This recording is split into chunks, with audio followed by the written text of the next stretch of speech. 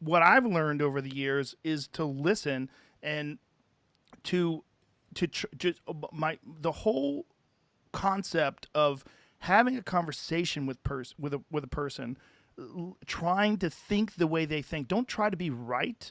Don't try to like get them in a gotcha. I don't ever try to do that. I try to figure out what you're thinking, and then I'll present you maybe something that's contrary or controversial, or I just want to see how you react, and I want to feel the way your brain works. And I want to let you breathe. I want to give you room to explore these ideas and thoughts. And Totally. when people listen, they're essentially allowing you to think for them in a way. They're like you're talking, and they're like, "Oh, Jenny's got some really good points." Like it's working in their brain. Like, "Ah, okay." And you don't And the get that in a short popularity of your form. no, you don't. And the popularity of your podcast shows that people really want that. They want to be able to really explode ideas and hear the different paths that you can take through an idea. Yeah, Whereas most news journalism is about forcing news lines out of people, like getting this politician to say that they fucked up, or yeah, getting this celebrity to admit that they did whatever, or managing to skewer someone into saying something or admitting something. And it's just it's the opposite of what I do. It's the opposite of what you do. But most people assume that's what the public wants, is these new lines, or have you heard this has happened, that's happened. Whereas actually, I think people are really hungry to hear properly, nuanced debates where different sides of things are weighed up, and people are not kind of, sparring. yeah. They want to hear people explore ideas. That's what they Yeah, really want to hear, and they want to hear people explore ideas honestly, where they're not manipulating people's words, they're not playing I agree. weird games. They're just trying to find out how each other views things. And I hope there's an appetite for that. As somebody who generally does, the articles I write are like 5,000 words. They take a long time to write. I write books.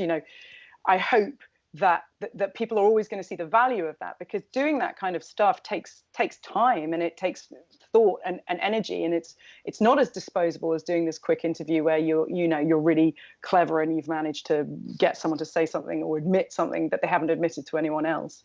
But that's where the real meal is in Yeah. the really long stuff where people are actually listening to each other. What, have you thought about doing a podcast?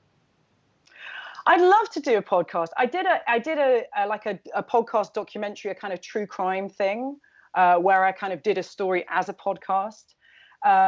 It was a story about this Dutch fertility doctor who was really successful in the 1980s, and then it transpired recently that the reason why he got such great results is he was using his own sperm to inseminate all his patients, and there are now like 70 Dutch kids who all look like him who are trying to get justice. I heard It's a about great that. story. Yeah, I heard It's about a that great story. story. That's I insane. did that, but then I mean, a podcast like this where I'm sitting and interviewing people, I think I'd probably enjoy that too. You would be But great at it.